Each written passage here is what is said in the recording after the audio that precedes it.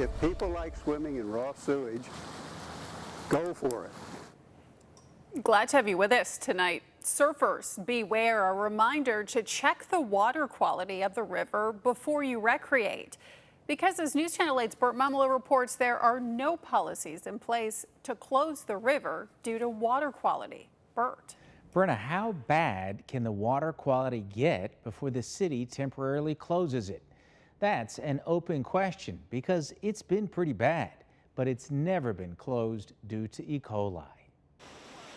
It was back in May when community activist Charles Pratt shared the results of his comprehensive compilation of the city's water quality results of Zink Lake and the flume. It is not safe by the criteria the city has adopted. When he crunched all the numbers from May to May, 3 out of 4 times at least one gauge was in the red.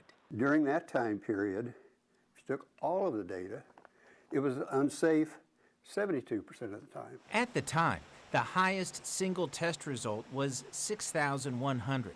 But at the end of August, a new test result took the crown for most E. coli. 29,000. To put that into perspective, Pratt Googled E. coli rates for raw sewage and found that they can range anywhere from 1,000 to 100,000. This number, 29,000, is 29 times higher than some raw sewage. Despite that test result, neither the lake nor the flume was closed. And in fact, River Parks told us there is no specific policy for closing the river due to E. coli levels. And no areas have been closed since the lake flume opened. I believe there should be a policy, especially when it gets up to the levels of over 1,000 where it's like raw sewage. River Parks also told us that we've consistently communicated that E. coli levels may rise following rain events and typically normalize within 48 hours. The statement that, these levels will come down within 48 hours typically and normalize. Yeah. Normalizing meaning, that doesn't mean it's safe.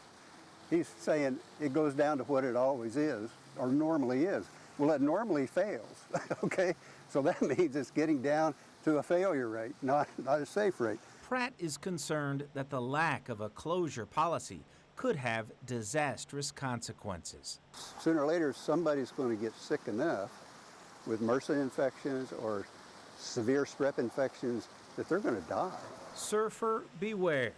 There's no sharks in these waters, but there may be something just as dangerous lurking under the surface. So if people like swimming in raw sewage, go for it. For a link to the city's water quality dashboard, visit this story on our website. Burt Mumolo, News Channel 8.